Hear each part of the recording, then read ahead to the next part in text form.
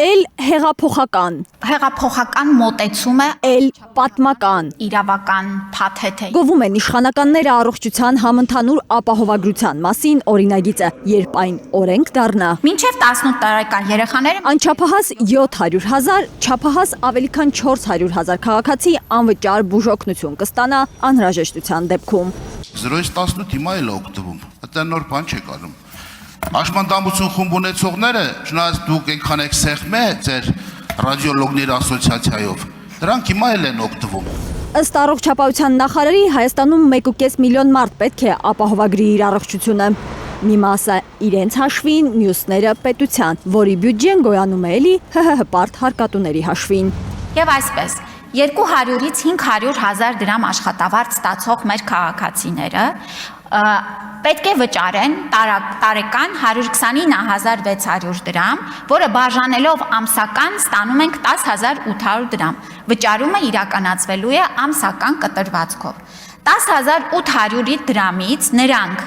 զինապահ հիմնադրամին այսօր վճարվող 5,500 դրամի փոխարեն վճարելու են ընդամենը 1,000 դրամ եւ մնացած 4,500 դրամը կարողանալու են ուղղել առողջության ապահովագրությանը։ Իսկ տարեկան 129,600 դրամ վճարող քաղաքացին բժշկական որ ծառայություններից է անվճար օգտվելու։ Ինձնից կպահանջվի երևի 3 ժամ, որպեսզի ես դրանք հերթով թվեմ։ Բայց հետո Ավանեսյանը կարողանում է ընդամենը 3 րոպեում թվարկել ապահովագրությամբ անվճար դարձող բժշկական ծառայությունները։ Աչքի վիրահատություն, կատարակտի վիրահատություն, սրտի ռիթմավարի տեղադրում, դեղորայքի փաթեթ, իր քրոնիկ վիճակները կառավարելու առումով, կոնքազդրի կամ ծնկան հոդի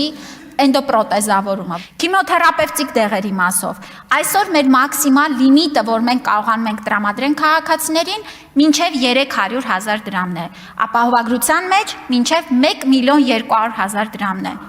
Դուք էլ գիտեք, բոլորը գիտեն, որ քիմիա պրեպարատները շատ թանկ են։ Քաղցկեղի բուժման կուրսը 4-ից 5 միլիոն դրամ է, նկատում է ընդդիմադիր падգամավորը։ Ստացվում է քաղաքացին առողջությունն ապահովագրելով միևնույն է չի ապահովագրում բուժման ծախսը 5 միլիոնն ուր պետության տված 1,200,000 դրամն ուր։ Ինձ մոտ տպավորությունն է, որ դուք հետևյալ սկզբունքն եք որդեգրել՝ բոլորին մի քիչ։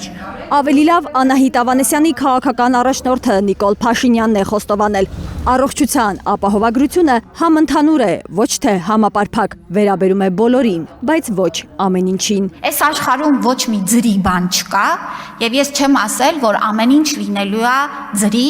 անվճար եւ բոլոր ծառայությունները։ Կռահում են ընդդիմադիրները, թե որն է առողջության համընդհանուր ապահովագրության նախագիծը, թեկուզ կիսատ պրատ ասպարեզ նետելու նպատակը։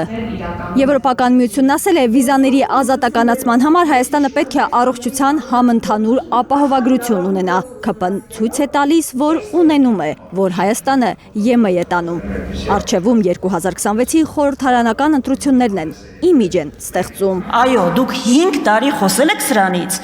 բայց հունվարի 1-ից արդեն սահմանել եք, որ հարկը քաղաքացու պիտի բարձրանա։ Դեկտեմբերի 2-ն մենք նոր առաջին ընթերցում ենք անում։ Իշխանության ճռճռան խոսքերը բախվելու են իրականության պատին ու փշրվելու են, համոզված են ընդդիմադիր падգամավորները։ Հայաստան խմբակցությունը եւս մեկ անիֆի հոտ է առնում։ Պետական, մեգա ապահովագրական։ Կառավարությունն այս անգամ էլ որոշել է փոշիացնել հպարտ հարկատուի առողջության ապահովագրության համար տված գումարը։ Այն կառավարությունը, որը հիմնադրել էր անիվ հիմնադրամը եւ որը բարեհաջող կերպով փոշիացրել է 25 միլիարդ դրամ, հիմա եկել ազգային ժողովի падգամավորներին ասում է հաստատեք այդ օրենքի նախագիծը,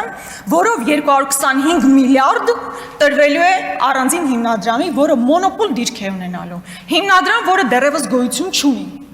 Մենք չգիտենք ով է կառավարելու, ինչ կանոնադրությամբ է կառավարելու, որևէ բան հայտնի չի։ Իդեպ առողջության համընդհանուր ապահովագրության տարեկան փաթեթը եկող տարի միայն 129,600 դրամ կարժենա։ Տարեստարի դրա գինն էլ կբարձրանա։ Ինչ եք արել այս ուղղությամբ։ հերթերը, որպեսզի չլինեն այնքան, ինչքան հիմա են կամ կավելանան։ Բուժքույրերի աշխատավարձերի բարձրացում, վերապատրաստումներ, դա խոշոր ծրագիր է, որ պետք է իրականացվեր, բայց ես ում հետ խոսում եմ, մարդիկ չգիտեն իրենց ինչ է սպասվում։ Սպասվում է